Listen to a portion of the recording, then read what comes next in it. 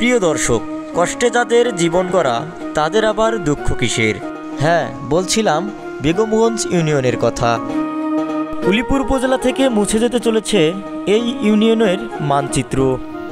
ধরলা ও ব্রহ্মপুত্র নদীর করাল ক্রাশে বিলীন হয়ে যাচ্ছে এই বেগমগঞ্জ ইউনিয়ন।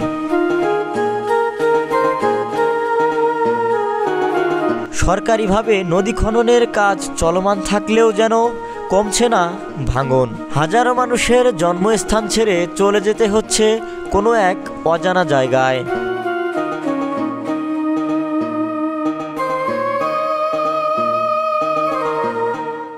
কিছু মানুষ মায়ার টানে জীবিকার তাগিদে রয়ে যায় এই নদীর কিনারেই। আসসালামু আলাইকুম। ওয়ালাইকুম আসসালাম। ভাইয়া, আসলে আমরা যেটা দেখলাম ধরলা নদীর ভাঙনের কবলে আপনারা, তো এই কবলে পড়ে আপনারা আসলে আপনাদের জনজীবন যেটা দেখতেছি, আসলে এটা আপনাদের অনুভূতি কি, কেমন, এটা একটু বলবেন? আসলে কিভাবে বলবো, বলার মতো ভাষা আমরা হারিয়ে ফেলেছি।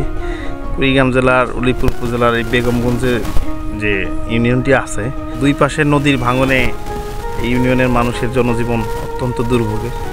প্রাকৃতিক যে সব দুর্যোগ আছে এর মধ্যে সবচেয়ে ক্ষতিকর এবং মানুষের দুর্ভোগের একটা দুর্যোগ হচ্ছে নদী ভাঙন।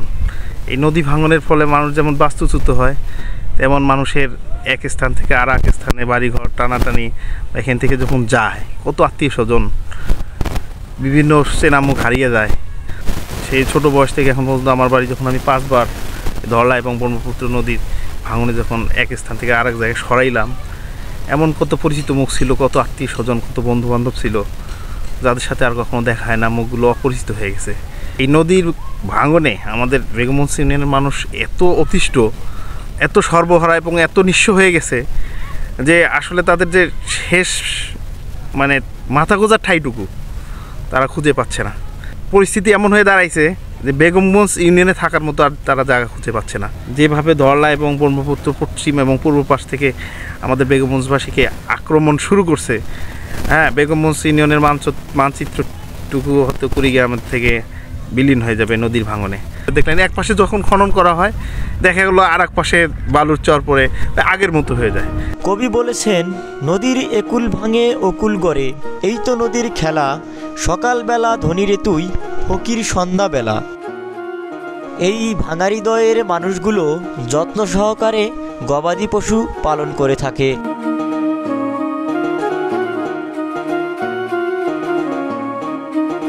কেউ বা আবার ব্যস্ত মৎস্য শিকারে।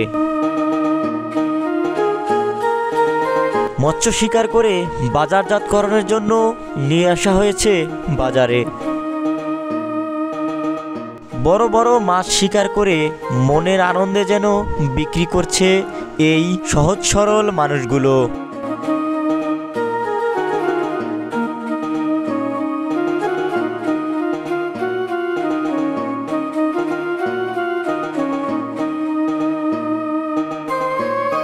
মাছগুলো ওজন দেওয়ার আগে পেট থেকে বের করা হচ্ছে খাদ্যদ্রব্যগুলো।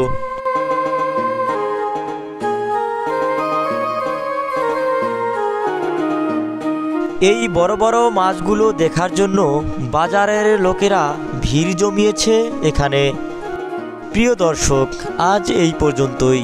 দেখা হবে নতুন কোনো জায়গায় নতুন কোনো ভিডিও নিয়ে।